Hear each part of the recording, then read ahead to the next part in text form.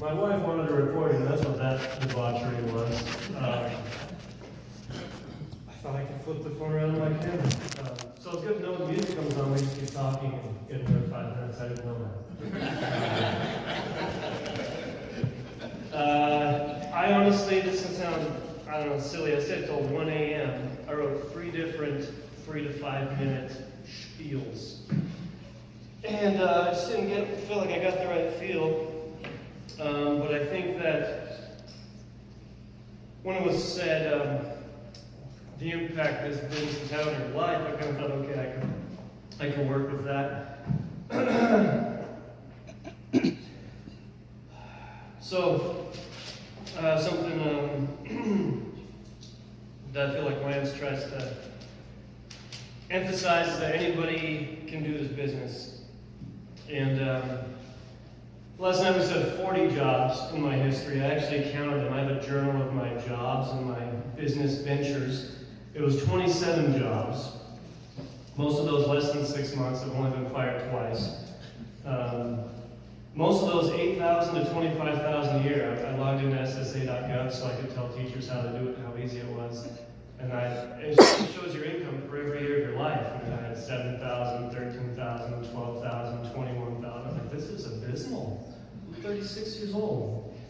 And it's because one thing, I never cared. I just was enjoying life with my friends, and I wanted to be successful, but I was gonna get rich quick and do it the easy way. So I joined 4 MLMs, and I tried 8 different get-rich-quick schemes.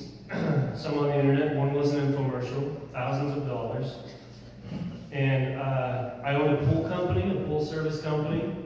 My best friend still does it. If you guys need pool service, then he actually won't take you. He wants to do as little work as possible and make as much money. So most likely he won't take any new clients. But I thought this is the thing. I own my own business.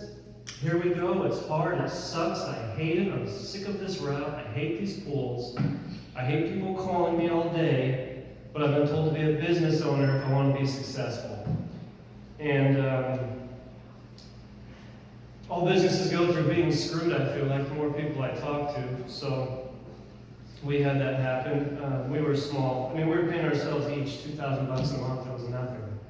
And we're like, okay, we're going to grow, and he's doing that now, and he's doing very well, but I just still wasn't where I fit, and I was like, I'll never have another job again. And I still didn't make that work, and I had a lot of growing to do. So coming from all that, I left the pool company because we had a guy who owed us. And I thought this was a unique situation. I've talked to so many people. Everybody's been screwed for a lot of money. It's interesting. And I feel like that's just what I call an expensive lesson. So we had a gentleman who owed us 18 grand for all the repairs we did because he would flip homes. We'd go make his pools perfect. And we didn't do a contract. We were naive. And he hit us with I'm not going to pay you guys don't have a contractor's license. And that's like a gray area with pools. Turned us into contractor's board. And then we couldn't afford to feed my buddy and me, so I stepped out. I said, this is your baby. I'm going to step out. Plus, I hate it, so it's a good excuse to get out. So, I was Corey Zimmer's client when I was a pool owner. I saw him at an event, and he was talking about Bureau Banker. I was like, that's the sickest thing I've ever heard in my life. So I went there, and I went to an annual review, and I was with a different agency, actually. I'd been with them for about a month, and Corey saw that I could speak a little bit of the language, and we're going over my IUL, and which I love the IUL, and everybody knows it. So he said, we need to talk. And I said, if you can get me in front of people without me going through everybody in my phone book, then we can talk. And he said, we can do it, we have schools. And that was the biggest attraction. I had no credibility with my friends and family. I had burned them up on those 4 multi-level marketing. They'd seen me do 27 different jobs. And they're like, this guy has no stability. And just just a month ago, a guy I've known since I was 13 who wouldn't do anything with me. A year ago when I started, he's had zero credibility. We're starting to roll over some of his stocks. And it's a little bit, but it's really cool. I've seen myself gain some credibility, which I never thought I would have with anybody I knew. I thought it was all be new people. What this business has done for my life is, oh wow. This is where I keep talking and I talk about how loud the music gets.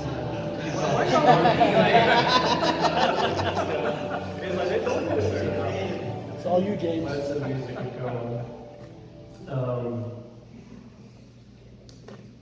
I'm in control of my schedule. My wife had a flat on the freeway, and it's important for me to show up for her.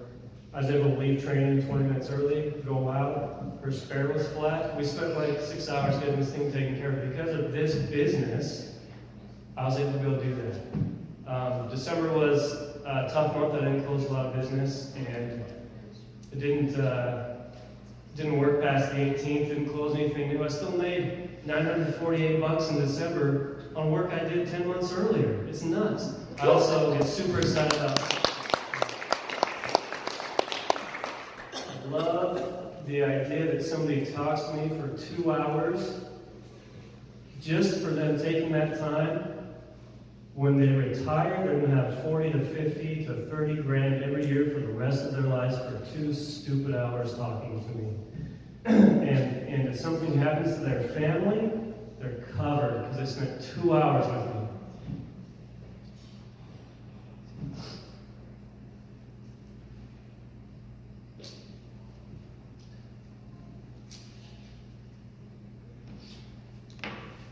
I've loved financial stuff my whole life.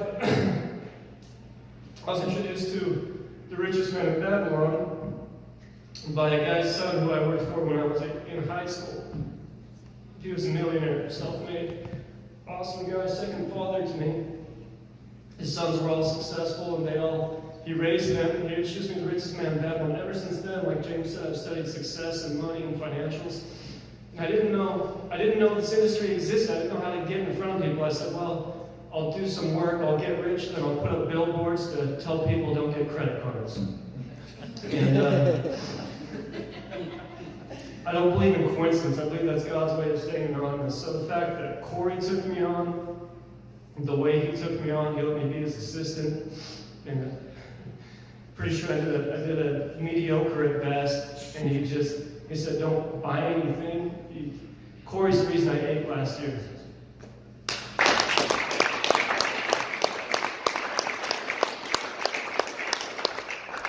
But I'm passionate about this. And truly privileged to be able to do what I love every day, all day. It sucks sometimes, there's stuff I don't like, but man, I was just thinking the other day, I was talking to some clients just in the lunchroom. I had 56 clients, and I'm a little part of 56 people's lives, but super important, and they don't know how important until something happens or until they retire. And this business is a privilege, and it matches up with my passion. And I know that those 27 jobs and everything I've done up to this point was to prepare me for this. I'm not like to go, if I was 20, I would have done this and quit in 2 months, in a month. I don't have this drive. Or I wouldn't have at 20, so I'm here now because it's where I'm supposed to be. And I know I'm with this agency and with Lance and Todd because of who they are at National Life. And it's a privilege to work with all of you and have people to look up to and someone always there to answer questions. So thanks for letting me talk a little bit. I appreciate it. I love Universal Retirement. I love what we do.